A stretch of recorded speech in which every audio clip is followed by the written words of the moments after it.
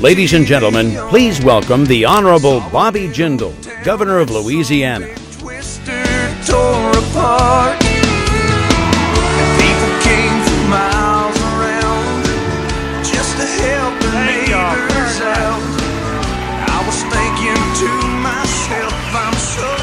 Thank you very, very much. It's great to be here with you in Denver.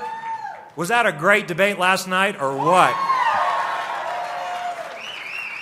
Heard y'all had a surprise visitor this morning. I hope he wasn't too worn out, but he did a great job. I know he had to head out east to continue the campaign fight. You know, I've given many speeches this year about how important this election is. Indeed, I have said it may be the most important election of our adult lifetimes.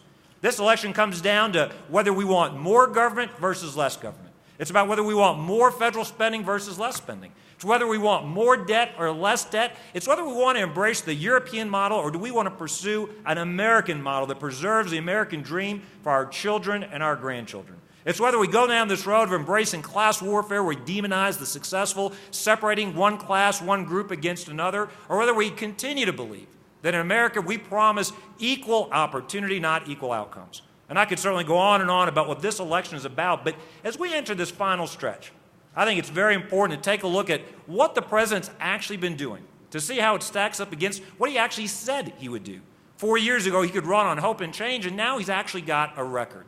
And you know, even though I disagree with them, when you do confront those honest liberals that have the courage of their convictions, at least they tell you what they think and then they follow through on their beliefs. And there's actually something to be said for being a man of your word, for saying what you mean, for doing what you say you're going to do when you're running for office. Now, you may recall that President Obama ran a masterful campaign 4 years ago. Again, he campaigned on to be a hopeful moderate who's going to change the tone of Washington, D.C. He literally ran as the anti-politician. Here we are 4 short years later. There is no more political person than President Obama. And let me give you 10 quick examples of what I'm talking about.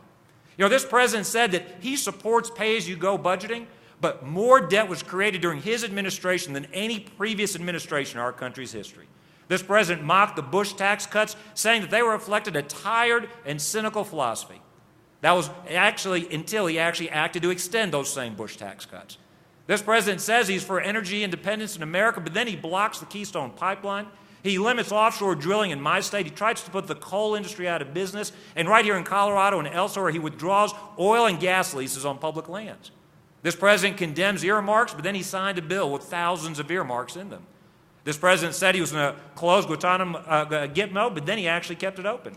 This president attacked John McCain for proposing a tax on Cadillac health insurance plans, and then he passed a bill that included that same tax. This president attacked then-Senator Hillary Clinton for proposing to mandate health insurance, but then he passed a law that included that same mandate.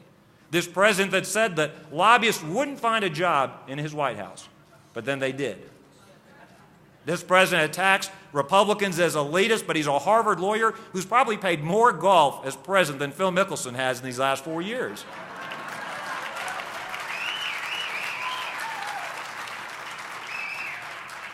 This president attacks Republicans for proposing cuts in Medicare, and yet he has now cut over $700 billion in Medicare to pay for his own new government program. These are just 10 examples of this president saying one thing and doing just the opposite. I could certainly provide many more examples, but I think you get the point by now. You know, to be clear, you may agree with some of those positions. You may disagree with what he says or what he does, but we can't agree about this. There's no correlation between what the president says and what this president actually does.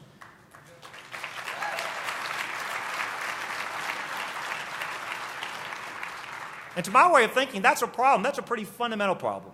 At a bare minimum, we should have the confidence that our president, whether you like him or not, whether you agree with him or not, actually will be a man of his word. And maybe we're also cynical. You just say, well, that's just politics. They all just say one thing and do another. It is. But it's not presidential. The bottom line is that President Obama is doing the exact opposite of not only what we're doing in Louisiana, but what other conservative governors are doing across this great country of ours.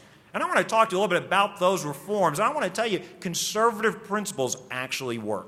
And those are the principles we need to see applied in Washington, D.C. You see, every governor and any president will face one fundamental question when faced with these kinds of tough economic times. And that question is this: do you make the tough decisions in government, Or do you shift those tough decisions to the people, the families, and businesses already struggling to pay their bills?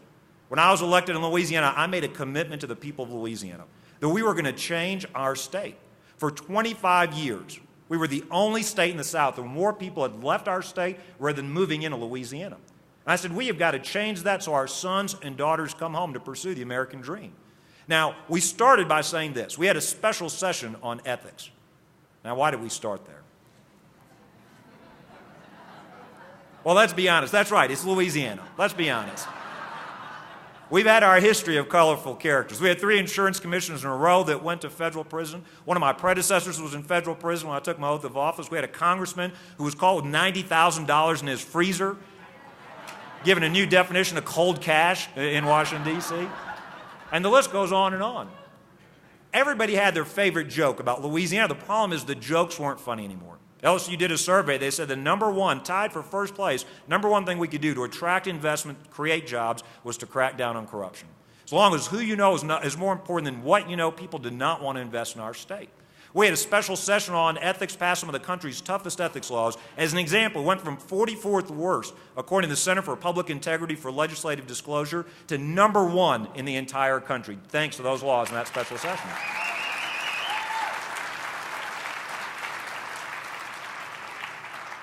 But we didn't stop there. We had a second special session to get rid of some taxes. Taxes on businesses when they borrow money, when they buy new equipment, when they expand. Later that year, we signed the largest income tax cut in our state's history. Now, why is this important? Remember, I told you every governor and every president faces one fundamental choice. I made a commitment to the people of Louisiana. I said, as long as I'm governor, we are not raising taxes on our people. We are going to make the tough choices in government rather than shifting that burden to our people. For me, it's pretty simple when it comes to taxes. I've got 2 basic thoughts on taxes. If you want to encourage an activity, don't tax it. If you want to discourage an activity, tax it. And then secondly, as long as I'm governor, we're not raising taxes, period. That's all you need to know about me and taxes.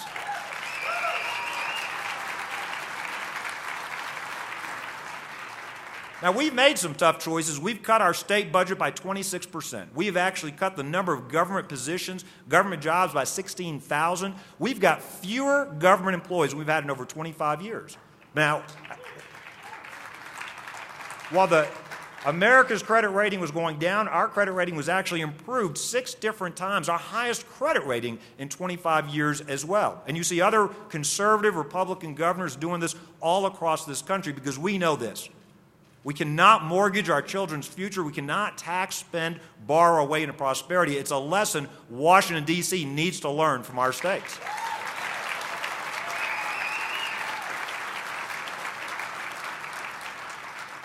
We made other reforms as well. The bottom line is this. After 25 years of losing our kids, for the last 4 years in a row, for the first time in decades, we've had more people move into Louisiana rather than leave our state. Along with Texas, we're one of only 2 states in the South that has more jobs than before this national recession started. Indeed, every month during this recession, we've outperformed the southern and national economies.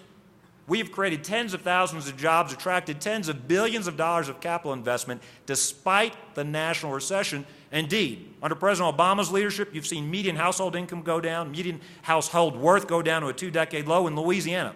Per capita income's actually gone up over the last several years. We're now at our highest ranking. It's gone up since I've been governor by over $2,700. We're at our highest ranking in over 80 years compared to the rest of the country, showing the conservative principles actually work for the people of Louisiana.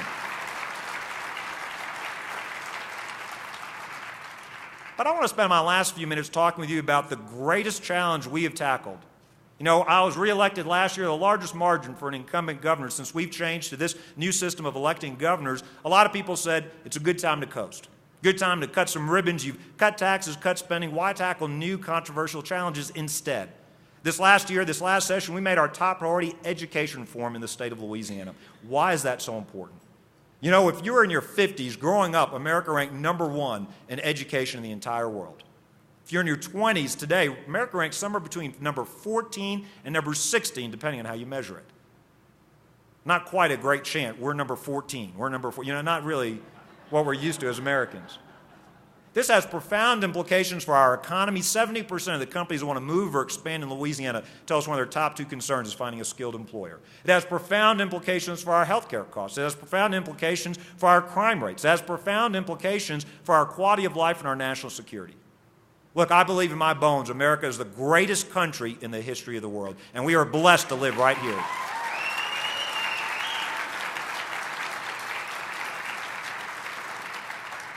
But if we want to continue that American exceptionalism, we can't accept being number 14 or number 16 when it comes to competing with the rest of the world, not in this global economy. Now, it's not just about throwing more money at the problem. Since the 1970s, we have doubled per student what we spend on education in America, even adjusting for inflation. There's only one other country that spends more per capita, and that's Luxembourg, on their educational system. Indeed, in the state of Louisiana, we were spending $1 billion on failing schools. Yet you look at the results we're getting for all the money we're spending. In Louisiana, 44% of our schools are getting failing grades. A third of our kids were below grade level. $1 billion of state taxpayer dollars being spent on failing schools. And even worse, those children trapped with no hope of getting a great education. Now, I can tell you about many of the reforms we did. I want to just highlight 2 that I think are transformational and incredibly important. Number 1, it starts by saying we need a great teacher in every single classroom. Now, when you think about it, it's the most important thing we can do. Every one of us that's here can thank a great teacher who allowed us to excel, maybe took a special interest in us, motivated us, was harder on us. But the reality is everybody says they're for great teachers, but when you look at our policies, we don't pay, hire, fire, compensate, reward our teachers based on excellence. You look at our tenure laws, you look at our compensation laws, you look at our certification laws, they're all geared towards how long a teacher's been breathing, how long they've been in the classroom, rather than how well they're doing. We changed that in Louisiana. We now tie in Louisiana, we've said if you want to earn tenure, you've got to be in the top 10%. You've got to be for 5 years. You've got to be one of the best teachers, really ranked highly effective if you're going to get that kind of accreditation. We've changed our hiring and firing and compensation policies, tying it to student achievement. Now, the unions came out and said, Governor, we have no problem with you evaluating teachers. Just don't tie it so closely to student achievement. Look, I'm going to the LSU-Florida game this Saturday. That'd be like going to a football game and say, don't worry about the score at the end. It's all about student achievement. It's not about the adults in the room. It's about the kids in the room. That's what educational reform has to be about in America. Look, and the studies show kids with better teachers will earn more when they grow up. They're less likely to become pregnant as teenagers, more likely to go to college. There's such a great correlation. It's one of the best things we can do. The second thing we've done in Louisiana. We've said instead of forcing the child to follow the dollars, we're going to allow the dollars to follow the child. Now, what does that mean? Some of those children will do great in traditional public schools. Some of those children will do great in charter schools, online programs, private schools, parochial schools, independent schools, technical colleges, technical schools. The point is this. There's no one-size-fits-all approach, and the parents know what is best for their child. Let's give them the flexibility to get the best education for their sons and their daughters. Let's not trap them in a failed system.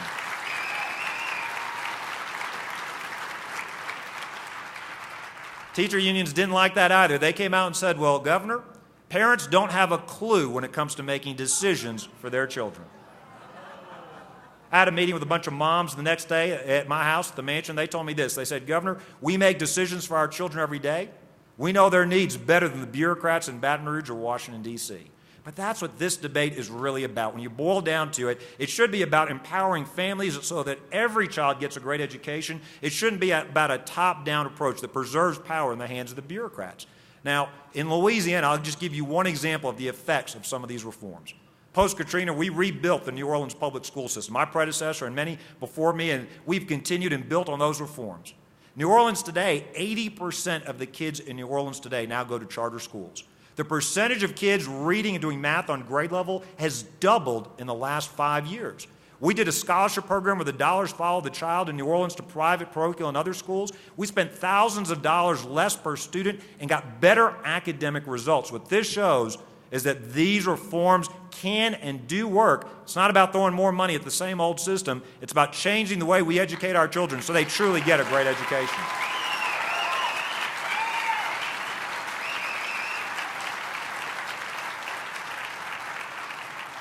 Now, the reason I wrap up with educational reform is that this election certainly is about the incompetence of President Obama and his last 4 years in the White House and the inability to turn this economy around, but it's also more than that. It's also about two very different views of America, the role of government, the role of taxes and spending. President Obama's got what I view as almost like an Occupy Wall Street perspective. It really is about demonizing those that have been successful. It's about talking about equality of outcomes. It's about redistribution of wealth. And the reality is this. In America, we believe in equal opportunity. We believe our best days are ahead of us. We believe in America, you're not entitled to your neighbor's property. His house, his boat, his car. You're not entitled to that. But what we do believe is this, that in America, every child, every American has the right, has the opportunity, should have the chance to get a great education and then pursue their dreams and do even better than their parents have done. We believe in America. The circumstances of your birth, your zip code, your race, your gender, your parents' wealth should not determine your outcome as an adult. If you're willing to work hard, if you get a great education, you should be able to do even better than anybody in your family before you. That's in part what makes us such a great country. And that's why educational reform is so important. To unlock the American potential, to give that American dream to all of our children, we need to make sure they've got those choices to pursue their dreams. But it starts with a great education so they can compete in this economy. So this election is indeed very important. We can't afford another 4 more years of failed Obama policies. $1 trillion a year of debt, unemployment above 8% for 43 straight months, but it's more than that. We need to put Governor Romney and Paul Ryan in the White House so that we preserve the American dream for our children and grandchildren, and we continue to live in the greatest country in the history of the world. God bless you all, and thank you all very much for coming out to CPAC again.